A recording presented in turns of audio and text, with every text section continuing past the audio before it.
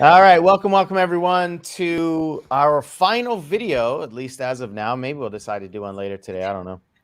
Probably not. Our final video of the Coaching Mastery series. We've got a couple dozen, maybe. Yeah, we got a lot. Wait, something's happening. My YouTube wanted to start playing in the background. I guess this video just went live. So this is the final video of the Coaching Mastery series. We've done a bunch of these videos.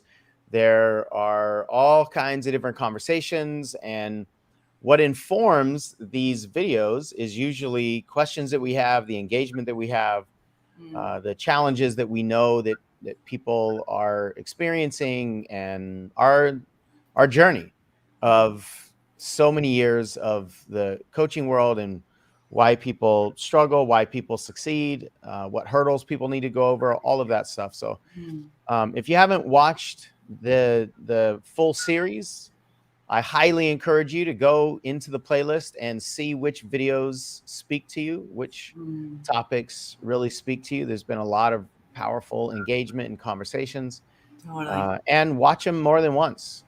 Watch them like podcasts or listen to them like podcasts, and you're just going to continue to get deeper and deeper conversations, because that's what happens when you dissect and really go under the surface. So you can watch all the replays on our Facebook page, Coach Sean Smith on Facebook. You can watch them on our YouTube channel.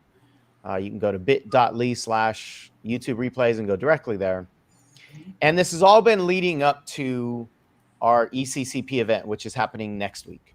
So many of you have heard us talk about the 2 certification programs that we have. Stage 1 is an online program. Stage 2 is a deep dive 5-day program called ECCP. You've heard from a lot of people.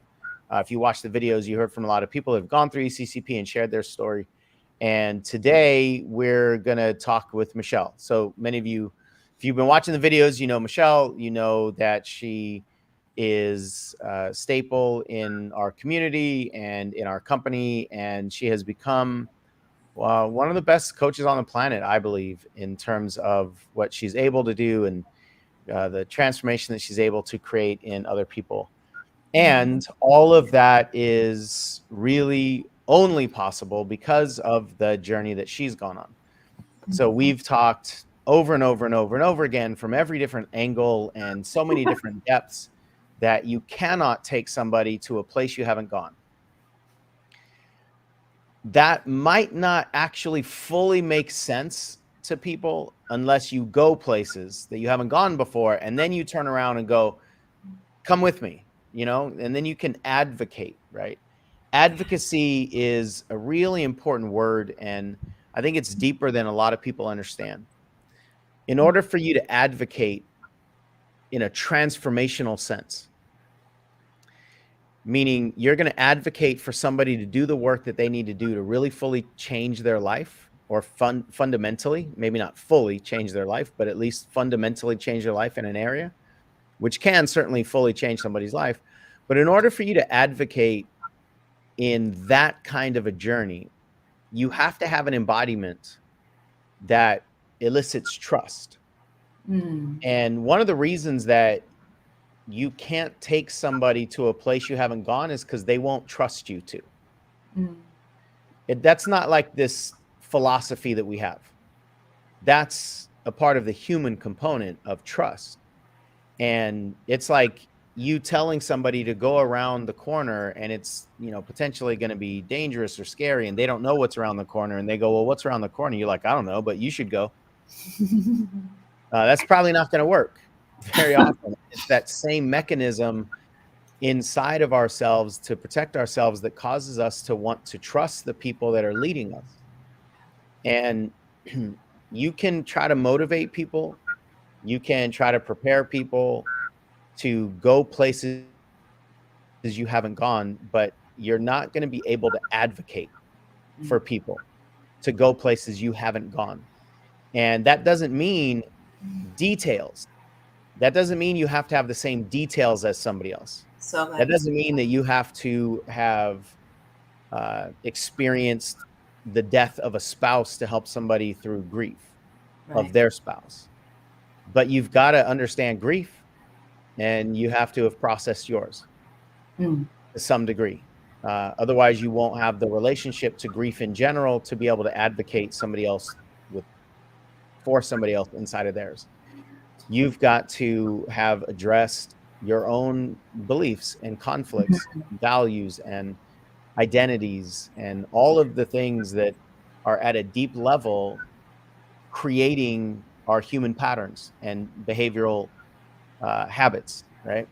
Yeah. We did a whole series on that, 5-part series, how to change a life. What So are the 14 elements that you need to really understand about human behavior if mm, you want to be a coach that can hopefully transform people's lives? mm, So you don't have to have the same details as other people. In fact, you can help more people than the ones that you match the details of sure.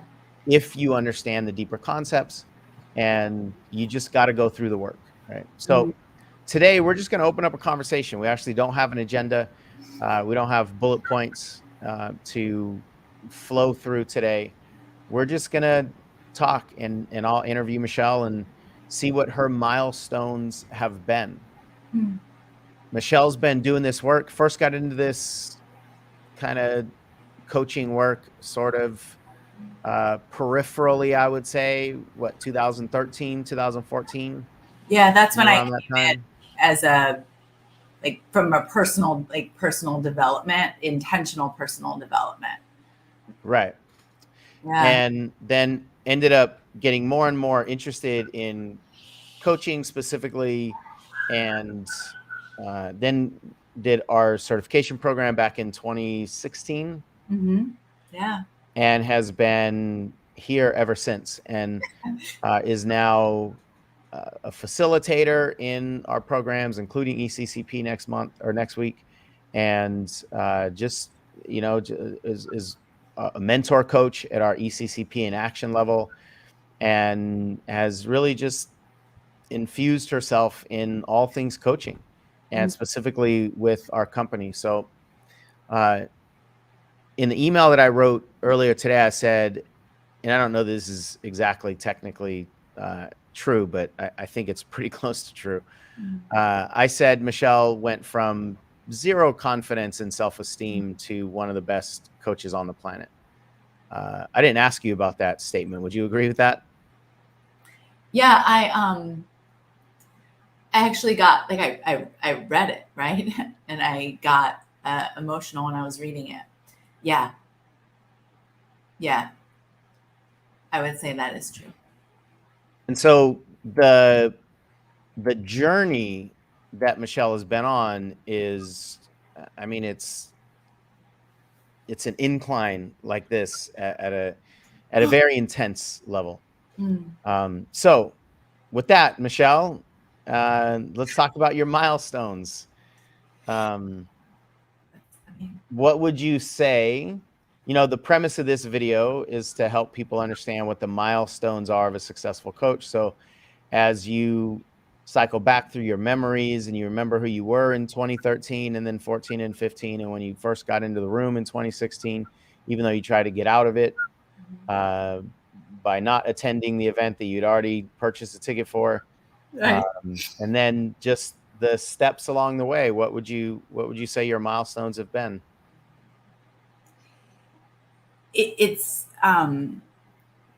very hard for me to answer that, um, which is really tripping me up. I've been thinking about this since like intentionally thinking about this since late last night, um, and it feels, looking back, more like it's been like a series of seemingly really, really small, almost insignificant, like choices and decisions that like have led me here, right? Like it there's been, sure, there's been like bigger, like louder moments. But it's really, for me, it's been about like my own personal human journey. And inside of that, there's just so many like small moments. It almost seems like, I don't know, maybe like disrespectful. Maybe that's not the right word, but disrespectful maybe to say like, oh, it's these 4 things, right? Like it's these 4 things that you want to achieve, or that you are going to cross through to be able, to get to this other place, get to this outcome, to this destination. Does that make sense? Yeah. And I want to hear the milestones. Yeah. So yes, like the breakdown of it's interesting the way you said it's almost disrespectful. Mm-hmm. The breakdown of the how to, Mm-hmm. and so I appreciate that you prefaced it that way, because it is easy to go, these are the milestones, or these are the things, or these are the boxes that you need to check. And I think a lot of people have the boxes in mind. I want to create high ticket programs, or I want to have confidence, or I want to be able to speak, or, a lot of them are tangible. And I know you're going to get into a lot of the intangible stuff. So I appreciate that foundation that you set. Yeah. So I didn't mean to be dismissive or disrespectful when I said what you said. Yeah. And what are the milestones? Yeah. But the idea that it's not just, oh, okay, that's what I need to do. I just need to believe more in myself. Okay, great. And I just need to get a paying client. Okay, great. And I just need to, whatever, put forth the effort or what have you. So, so I do appreciate that you didn't want to disrespect the content without recognizing that it's a series of choices, small choices. And I think the reason that's so important is because we don't like the idea that our lives are just small choices. The unconscious mind wants the big leaps and the huge wins. So yes, it makes sense. And this like, you can say if this is a milestone or not. I think part of the reason in this is the switching. And I say switching, not like switched, because it's a process, a continual process, at least for me in my journey. But big milestones are loud and other people can see them, right? Other people can see like, hey, I had a milestone. Hey, I had a breakthrough. Hey, I did this big thing. And there's nothing wrong with that. But those seemingly small, insignificant to other people decisions and choices, they're massive for me, but they're more intimate, and they're not things that are always on public display. And so that was a milestone of really beginning that process of switching from the external needing to know from anybody that I put in a position of authority in my life, meaning they knew more, like they were smarter than me, they were more skilled than me from my perception. And when you have no or low self-esteem, that is everybody, right? Everybody, if they're not me, they're smarter or more skilled than me. Putting the onus, the responsibility on you, right? To be able to tell me what I needed to do, or what the right thing to do was, or the right thing to say, and beginning that journey from switching outward, inward, right? From that, we talked about it a couple of days ago, the extrinsic, right, motivation and drive, to more of the internal, intrinsic, knowing and making choices from a place of what feels good and aligned for me versus what I think the right thing to do is based on other people's experience and perceptions. So how would you break that down in terms of what caused you to make that shift, or to increase your trust and leaning on yourself, the internal versus the external? Gosh, that's a good question. You're talking about being a coach. I filter out all my bad questions. I have a ton of them in my head, but I only ask the good ones. That's good. Yeah. I think with love and advocacy, I was kind of forced to, right? Like I remember us being in a conversation. Well, number one, my first response would be that I've just had support. I've had support the entire part of my journey, like so far, right? Like I've had a coach, I've been in online programs, I've been in group programs, I've had mastermind groups, I've had accountability partners. Like I've just been bolstered and supported. So in the moments where I didn't believe in myself, in the moments where I didn't have the self-esteem, in the moments where I didn't think I could trust myself, I had somebody who was advocating for me to say, yes, you do. I'm not going to give you that answer. Make that decision. So I think in part it was being in a container and with people who were advocating for me, who kind of like really forced by not giving me what I wanted. So I had to build the muscle. Like I had to start to build the muscle before I felt like I was ready to do it. And I'm still doing that.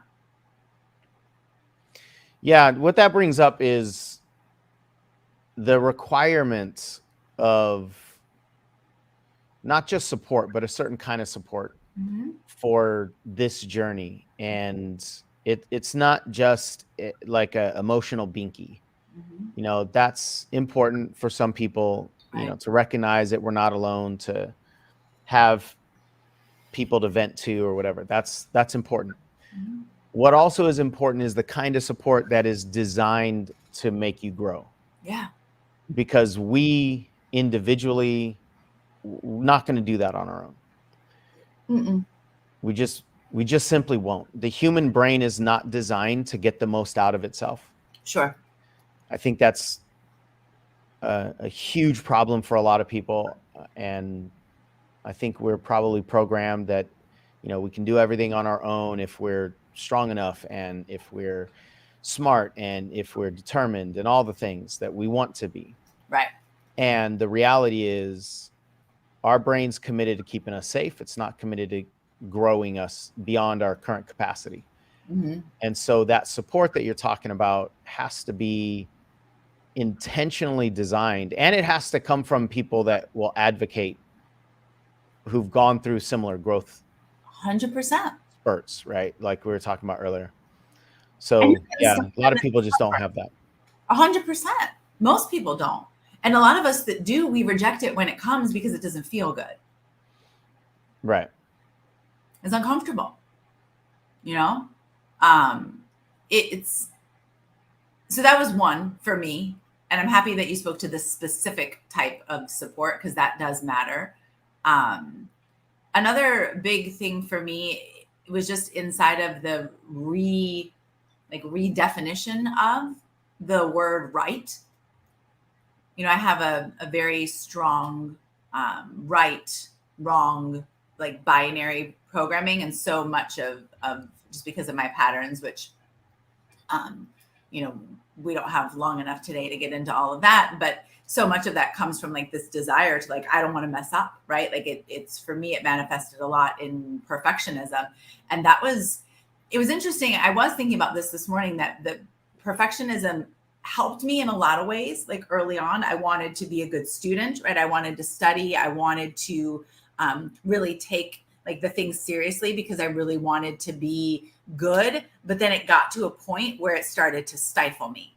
So it helped me like take it seriously at the beginning, started to become like a something that was smothering and kind of choking me out later on. And so I had to redefine what the right thing to do was, because I spent a lot of time early on in my journey not taking any action because I was so concerned with what was the right thing to do. And that, you know, connects in and ties in with that checking internally versus going to the outside world.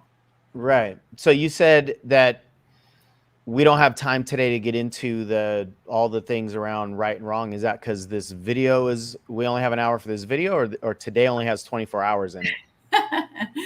I was speaking to like all of my like programming and all of that stuff. Right. And it's because the day only has 24 hours, not Yeah, because that's what I the figured. video is only an hour long. Yeah. So the idea of right and wrong is a huge one. Obviously, it's been a massive one for you. It's a giant one that we hear so many people struggle with, and we see so many people struggle with. So what would you say are a few of the ways that coaches struggle with the right wrong, even if they don't know maybe that they are, and that you did as well? And then what was the shift or some of the shifts that you had? Gosh, I think it shows up in our search for certification. Is this, or a program? Like, is this the right thing that I need? Is this going to actually help me reach my goals? In terms of action, action being making a phone call, making a reach out, like a text or a Facebook message or an email to a person. What's the right thing to say? Because I think we're just really trying to make sure we don't hear the answer that we don't want to hear. In terms of my client is having a really hard time, and I didn't give them to I didn't get them to a breakthrough in our 30 or 45 minute or 60-minute session. Did I do something wrong? What's the right thing to say? What's the right exercise to do? What's the right way to set them up? What's the right way to do accountability? What's the right way to market? What's the right platform to be on? I mean, it's everywhere. It's in every part of our coaching businesses, from how we interact with our clients to how we market, to the websites we have or don't have, the funnels that we have or don't have, the programs that we're a part of, the people that we're wanting to put our message out to, the platforms that those people are on. It's everywhere. Yeah, only everywhere though. Yeah. That it's only everywhere. So and any of you watching this video, whether you're watching live or on replay, type in chat if you resonate with any of the stuff that Michelle is saying, and also specifically this right, wrong challenge that so many of us have. What is it that you have been searching for right in? Like, what area are you searching for right in? And one of the things that's a huge problem in the coaching industry is that there is no consensus on what right is. And so when we've been programmed as humans to try to avoid wrong, and then we step into an industry where there is no defined right, then it's really just like all the options are wrong. All the options are potentially wrong because none of them are right. Yeah. And it's just, and that's terrifying. And all those wrong options potentially. Right. Like pick the best wrong option when we've been trying to avoid all things wrong. Yeah. Our whole life. So if you're not, to what Sean's question, what you just asked, a good way to assess, it's not the only way, but a good way to assess is, what are the things you're not doing? Right? Like, what are the things that you're not taking action on? Are you not posting online? Are you not recording videos? Are you not recording the podcast? Have you not reached out to your seeker? Right? Have you not done seeker interviews? Are you not making phone calls to try and get, booked as a speaker or connect with people?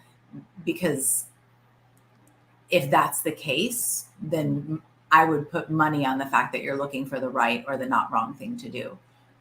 And to answer your question for me earlier, it's what I said a moment ago. I had to redefine what right was. I had to figure out. Yeah, that's a good one. I know that was a huge shift for you. So let's dissect that.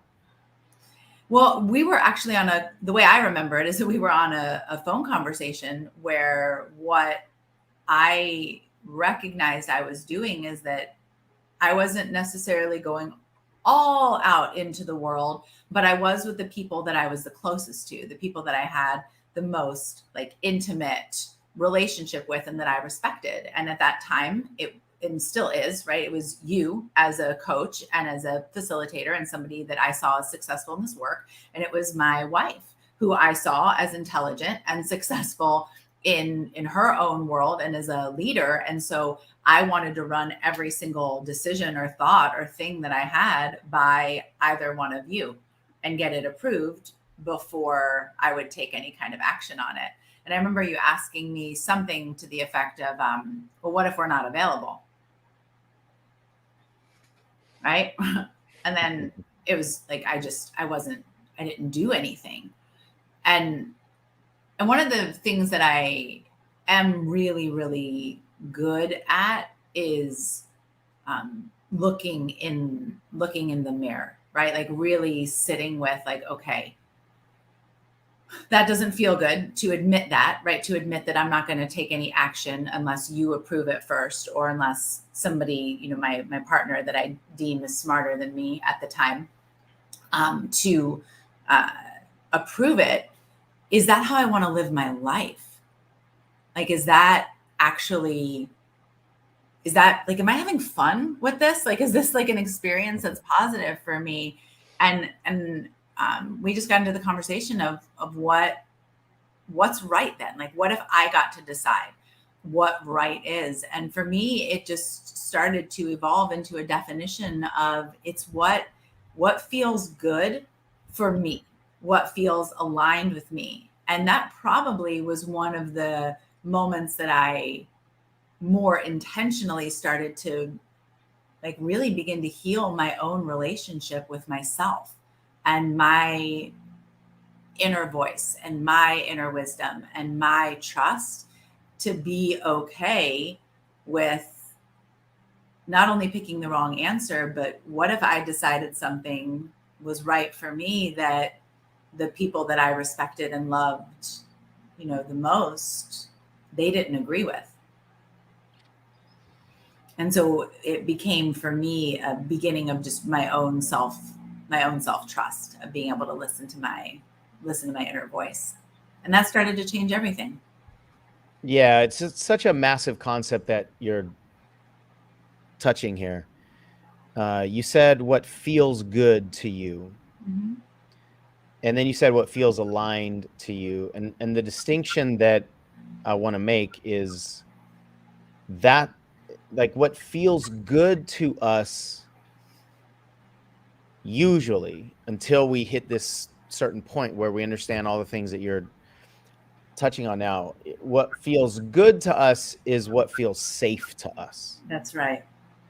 And what feels aligned is not the same as what feels safe. Most of us have an association between good and safe. And that safe is designed to keep us out of danger, which also is designed to keep us out of risk, which is designed to keep us out of the unknown, which is all encompassing in the creation of all of our habits that we tend to call sabotaging habits, but they're not really sabotaging habits, they're safety habits. Yeah. They're designed to keep us out of danger. And so most of us have been taught that the unknown is dangerous. And there's an element of that that's absolutely true, especially at a neurological, deep core level. Mm-hmm. The unknown is dangerous, because if you don't know, how do you prepare? How do you keep yourself safe? How do you meet the moment of the environment that you're not aware of, right? Right. So there is a hardwired element of our brain that requires our understanding of safety. Sure. In your shift, you didn't stop requiring safety. Mm-hmm. You just change your definition of it. And the source of it. That's exactly. So speak to that, if you would. Yeah.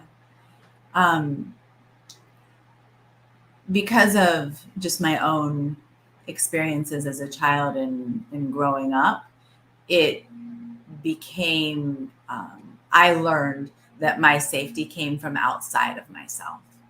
So I learned that I was okay if you were okay, like you being anybody outside of me. And so before you go on, did that start because danger also was outside of yourself, and therefore safety was outside of yourself? Can you put those two things in chronological order, or do you think they just were learned simultaneously? Yeah, if there was, that would make, what you're saying would make sense. It does make sense. if it didn't happen simultaneously, I imagined it happened so quickly that it just felt Right. simultaneous. And you were so young that yeah. Totally. Yeah. I mean, just at a high level, like like if we, like, I experienced emotional, in some of what I experienced was emotional neglect, right? So my needs were not met.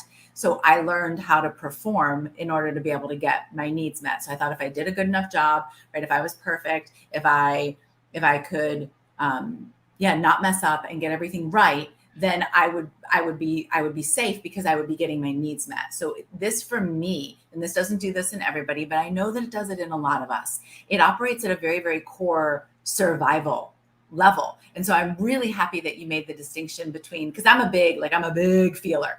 And I know not everybody is that way. And so a lot of the time, I have to do things that don't feel good, but are aligned, like that I know inherently are like the thing that is the right decision for me, but it doesn't actually feel good because the good feeling is going to come on the other side of the action that I haven't necessarily taken yet. And so the shift for me was beginning to self source my trust, self source my safety, and really unlearning the belief that came from anywhere outside of me, because it was just an illusion. Like it never did. No one outside of me actually had the ability as an adult, right, As an adult, right. to offer that safety for me. So let's pause there for a second, because this is a really, really deep concept, but it's also a concept that I think you just can't understand until you've already learned it. Like, I don't think a lot of people would own the idea that they don't trust themselves. Mhm. And then, you hear that idea and then, okay, maybe that's true, but like not really understand the depth of it.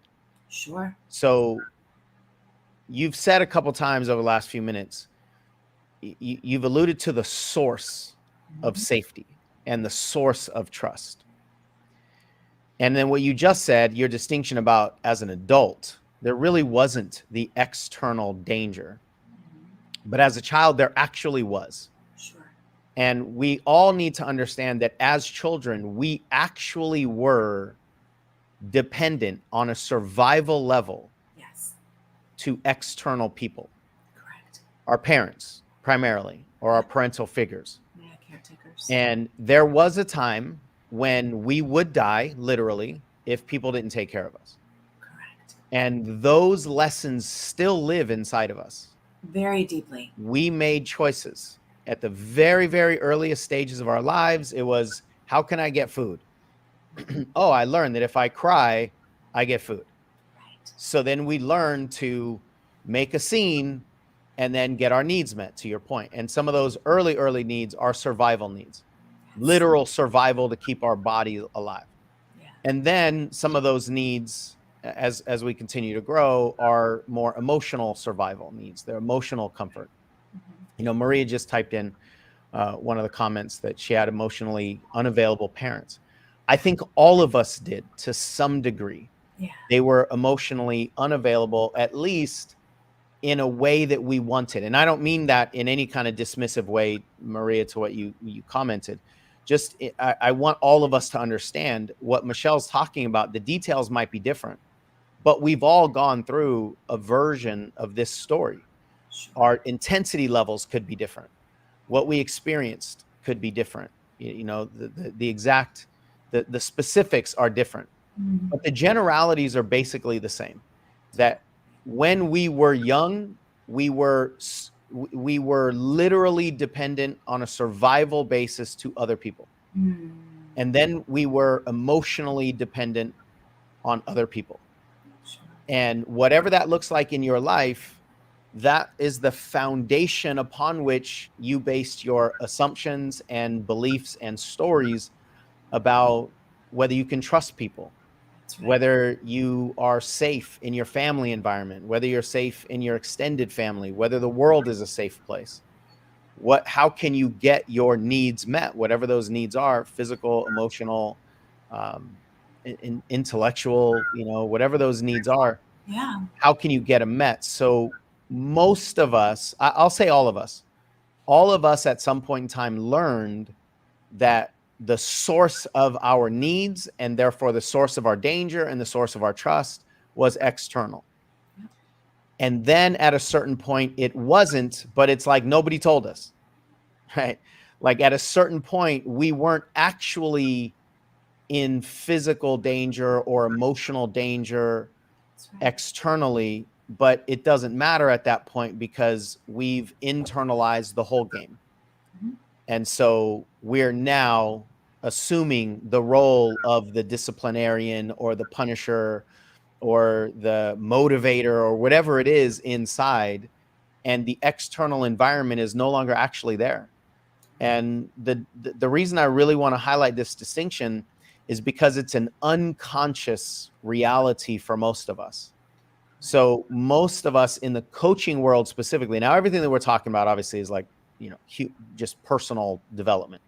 But in the coaching arena specifically, one of the reasons that a lot of coaches really struggle is this topic right here, this concept, but they just don't know it. Sure. And you mentioned it earlier. The answer, the unconscious answer, is give me the right certification, give me the right thing to say, give me the right price to put on my programs, give me the right colors to put on my website, give me the right everything to do, and I'll do it. And a lot of people come into this entrepreneurial world with that exact like mantra and mission statement. If you tell me the exact thing to do, I will be the best instruction follower ever. I'll be the best relaxer. Yeah. And then, okay, well, that doesn't actually make you independent. That actually just increases the addiction to somebody tell me what to do. And that the depth of this concept is what's actually operating for most coaches who are struggling. And their clients. And their clients, yes. It's a lack of trust in the areas that you need the trust in an entrepreneurial environment. Yeah. You do not need to trust yourself as an employee because somebody's going to tell you exactly what to do and you're going to do it and they're going to pay you. And you don't need to care, not across the board in all, in all jobs, but in terms of just the entrepreneurial transactional relationship, employee transactional relationship. I have something for you to do. You do it. I pay you. We're done. Like, that's it. You don't have to face your insecurities. You don't have to do all this stuff. Like, that's what's safe for us. Well, and the better that you perform in those tasks that you're given, there's rewards. There's external rewards. There's pay raises. I worked in the restaurant industry. I was a server for a really long time, and got better sections. I had better shifts. I had better control over the schedule. So my performance was transactionally rewarded as well. And that's a big difference and distinction between the employee and entrepreneurial mindset. Yeah. And coaching is entrepreneurial, and it's creative. And creativity starts with I don't know. Totally. That is the beginning point of creativity, because creativity is creating something that doesn't exist. It could be a relationship. It could be a new awareness with your client. It could be a different experience in your body, whatever it is. So this becomes like a deal-breaking crossroads, meaning you're either going to stay rigidly committed to needing to know, or you're going to be a creator, and you cannot be both, because there's no such thing as knowing and creating at the same time. Totally. But that is a scary, scary split for all the reasons that we're breaking down. Yeah. And the good news is it's possible. The good news is you actually do trust yourself if you didn't, you would have never walked. You wouldn't have learned how to put your shoes on. You wouldn't have learned how to put your clothes on. You wouldn't have learned how to do a lot of the things. So we're not changing who we are. We're actually going back to who we've always been. Yeah. But that journey is not comfortable. For some people, it's emotionally terrifying. For some people, it's not. Right. You know, we're not going to say that everybody is going to have to, you know, face their demons in the mirror, because that's not the case for everyone. Sure. But it will be uncomfortable for everyone, Mhm. because we're programmed to only find comfort in certainty and comfort in what we know. So that journey is going to be uncomfortable, but it's the only way back to that place. So what we see is that the majority of the coaches who struggle just never make that journey. Yeah. And they stay stuck in, somebody tell me what to do, somebody fix me, somebody approve of me, somebody give me that stamp that says, okay, you can continue. And as you said, on jobs, that's given to us. Right. And so a lot of us don't really know. Like, I was a school teacher, I was a probation officer, I had many jobs throughout my earlier years. I didn't know that I didn't trust myself. I didn't know that I had self-esteem issues. I didn't know that I was afraid of failure. I didn't know any of those things, because none of them came up on my job. Right. It's not that I didn't have them. It's just the job didn't expose them. Mm. The entrepreneurial journey will expose all of it. It will expose Everything. all the things Mhm. that are designed for you to grow. And most of us are not prepared for that journey, or we don't get the support, or we don't get the coaching, all those things that you said. All right. So I just wanted to take a time out and go down that hole a little bit of sourcing the trust Mhm. and confidence and eventually certainty and knowledge and all of that internally. That shift from external sourcing to internal sourcing is everything. And, you know, of course, I was there to witness, I mean, virtually all of these milestones Sure. for you.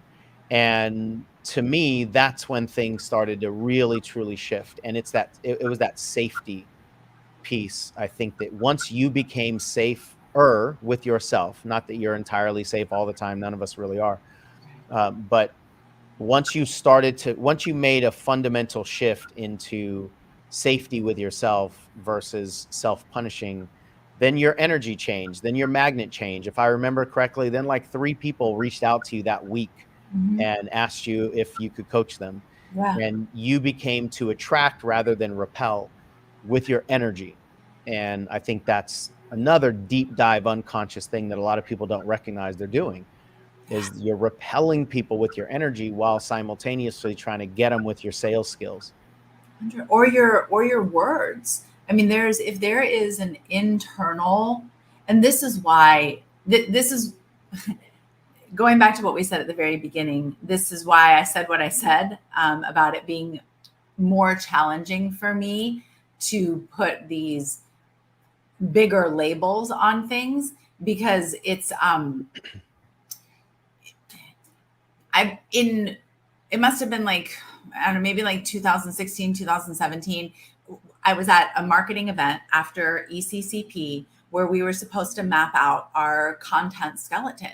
And I had a complete like meltdown, because what I used to do, if I got to I don't know, it didn't inspire creativity, because I hadn't really built the confidence and trust in my own, like, how to think, right? Like in my own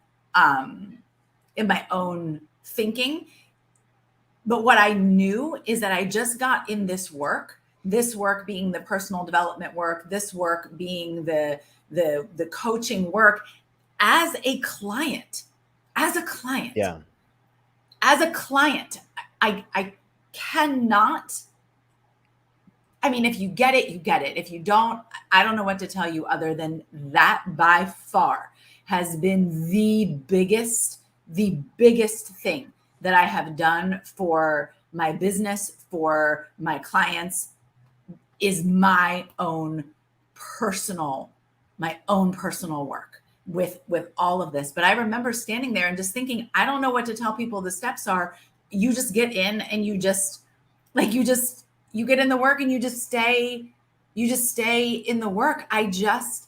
I just kept showing up. And honestly, sometimes I do wish I had, and this came up for me this morning, like I wish I had a more marketable like answer to that, to like to tell you guys. I wish I there's part of me that wishes that I did have like, oh, it's these 3 steps, or I really did want that checklist. But the reality is I just had people in my life that were there with me when I was going through the doubts, when I was going through the fears, when I was experiencing the insecurities, like that somebody that could let me know, like, all of what you're experiencing is normal, right? And keep coming. Somebody who could advocate for me, right? Sean, you used that word earlier, right? Like it's, and I'm not going to sit here and say that's what everybody needs to do. But if you want to know what I did and what I still do, that's it. Like, that's it. Because I want to be able to, to sit with other people inside of their experiences, their incredible joy, their deep pain, and everything in between. And I could not do that authentically unless I had sat with my own, without trying to fix it or control it or manipulate it or make it better. Quitting in this, like the higher level, I don't mean necessarily like all of the specific strategies or roles or clients or things like that, but quitting in that discovery and that conversation, that was just off the table. It was just off the table for me. It just wasn't an option. And I think because of that, I have more of a longer journey vision. Now, there's been a lot of moments where I'm like, can we just skip to the good part, please? Right? Can we just get like, I get it. It's a journey. Okay. Can I have the answer now? But I think that journey vision kept me moving forward versus having that urgency, right? About like, I've gotta, get my first, whatever, $5,000 or $10,000 like client. I had experience after experience after experience that actually fundamentally changed my life. I was writing an email last night and my wife came in behind me and she put her hand on my shoulder and she said, like, you're amazing. I'm just so impressed and proud of you. And I was like, oh, but like, why? I'm literally just typing an email. Like, what did I do? Which is a whole nother thing for me of performance and worthiness. That'll be another conversation. But she said, Michelle, like, when we met, you didn't even have an email. You didn't know how to use the computer. Like, you were terrified of all of that. And now look at everything that you do and everything that you create. And I think it's so challenging for somebody that has that longer journey vision, because I'm forward focused. So to stop and be able to see, like, oh my gosh, wow, there's a lot of stuff that I really have, like, they become unconscious competence, right? That I don't even think about anymore. Yeah. Yeah. And it's challenging to look back sometimes and identify the milestones when you just keep going. And then the unconscious competence, there was a moment earlier this week, I think, where, or one of the earlier videos where I was telling a story and you didn't remember the details of the story. Right. Because it wasn't in my mind, like, of course, Michelle will remember this is like one of the biggest shifts, right? And it's like, no, I don't remember that. And then eventually, the details triggered your memory, but it is kind of challenging to look back. It's like asking some, Ray Charles or an artist, like a painter, somebody that's just a master at their craft, about the steps that they took. Mm-hmm. It's going to be very difficult because you just look back and you just go, yeah, I just kept doing it. Right. And I think what you said is really, really important. And unfortunately, we have to wind this down, not because we want to, but because we have a welcome call happening in just a few minutes for our ECCP crowd. But what I want to highlight from that last piece that you said is you just kept doing the work. Mm-hmm. And you said that you had people around you, and I'm going to forcefully and lovingly correct you. Okay. You put people around you. You didn't just have people around you. Right. And a lot of people have access, but they don't get in the room, or they have opportunities to make choices. They don't make the choices. Right. And you also mentioned something about coaching. And it's obviously been a huge part of your life. It's been a huge part of my life. It is an interesting, it's so fascinating that we could line up like literally the 50 most successful coaches that I personally know of. Mm-hmm. What was your, like, what helped you? Private coaching, one-on-one coaching, one-on-one coaching, one-on-one coaching, like literally all down the list. Everyone would say that. Yeah. And then most of the people that are wanting to be a coach are like, yeah, but besides that one, but besides the thing that all of you say, right. Besides that thing, like what can I do, to avoid that thing, right? That I just don't want to do. And I get it. And I'm not trying to be dismissive. We understand why. It's because we actually generally, we actually resist the very thing we need. Woo. And I know Michelle's story, we just don't have time to get into it, but it took you a year before you actually reached out. Yep. Once you got exposed to my personal content and just the ideas, Totally. it took you a year. Mm-hmm. So we usually resist the thing that we need. Yep. But I would say most people don't stay in the work enough to overcome that resistance and just go, okay, this is probably what I need.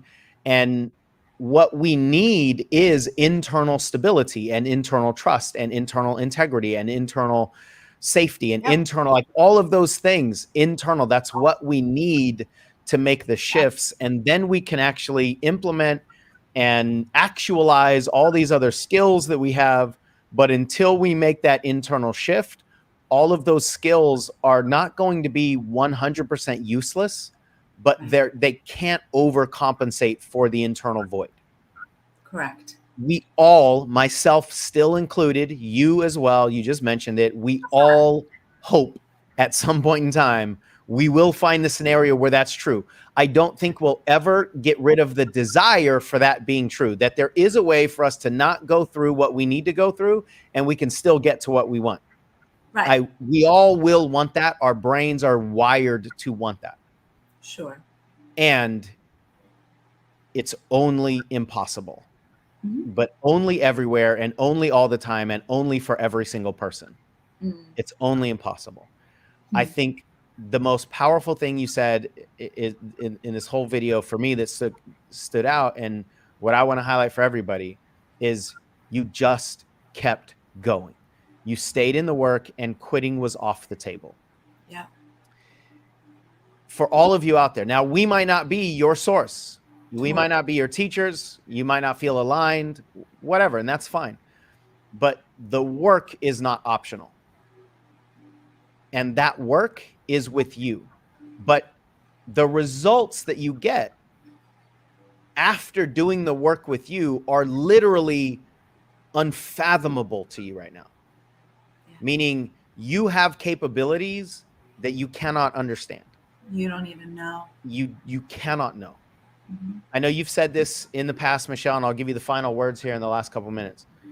If you could go back to 2013, when you first closed the laptop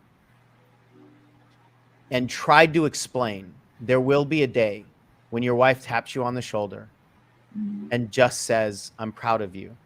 She wouldn't have believed you, nor would she have even understood what you're talking about. Like, it doesn't even make sense.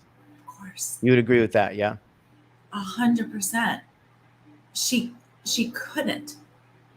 That's the thing that is so, I want to say it's necessary for us to understand, but it's so necessary for us to accept that we can't understand. That's good.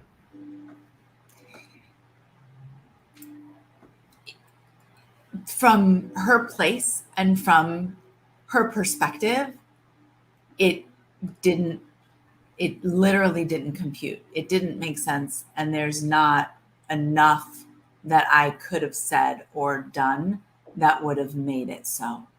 And so, yeah, it's not understanding, it's accepting the fact that she couldn't. You can't. You can't either from where you are.